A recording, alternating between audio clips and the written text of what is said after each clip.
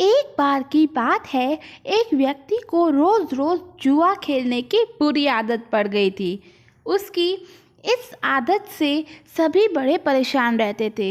लोग उसे समझाने की भी बहुत कोशिश करते थे कि वो ये गंदी आदत छोड़ दे, लेकिन वो हर किसी को एक ही जवाब देता, मैंने ये आदत नहीं पकड़ी है, इस आदत ने मुझे पकड़ रखा है। और सचमुच वो इस आदत को छोड़ना चाहता था, पर हजार कोशिशों के बावजूद वो ऐसा नहीं कर पा रहा था। परिवार वालों ने सोचा कि शायद शादी करवा देने से वो ये आदत छोड़ दे, सो उसकी शादी करवा दी गई। पर कुछ दिनों तक सब ठीक चला और फिर से वह जुआ खेलने जाने लगा। उसकी पत्नी भी अब काफ़ी चिंतित रहने लगी और उसने निश्चय किया कि वह किसी न किसी तरह से अपने पति की इस आदत को छुड़वा कर ही दम लेगी।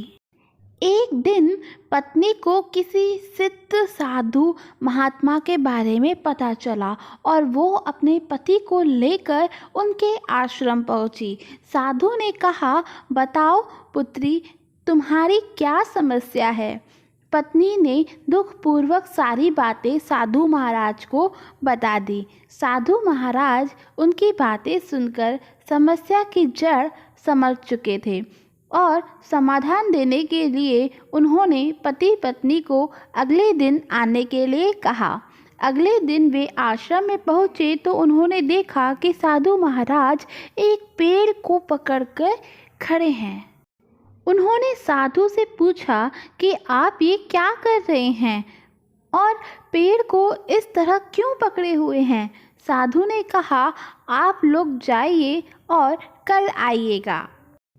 फिर तीसरे दिन भी पति पत्नी पहुँचे तो देखा कि फिर से साधु पेड़ को पकड़ के खड़े हैं। उन्होंने जिज्ञासावश पूछा, महाराज आप ये क्या कर रहे हैं। साधु बोले, पेड़ मुझे छोड़ नहीं रहा है, आप लोग कल आना। पति पत्नी को साधु जी का व्यवहार कुछ विचित्र लगा, पर वे बिना कुछ कहे वापस लौट गए। अगले दिन जब वे फिर आए तो देखा कि साधु महाराज अभी भी उसी पेड़ को पकड़े रख खड़े हैं। पति परेशान होते हुए बोला, बाबा आप ये क्या कर रहे हैं, आप इस पेड़ को छोड़ क्यों नहीं देते। साधु बोले, मैं क्या करूं बालक, ये पेड़ मुझे छोड़ ही नहीं रहा है।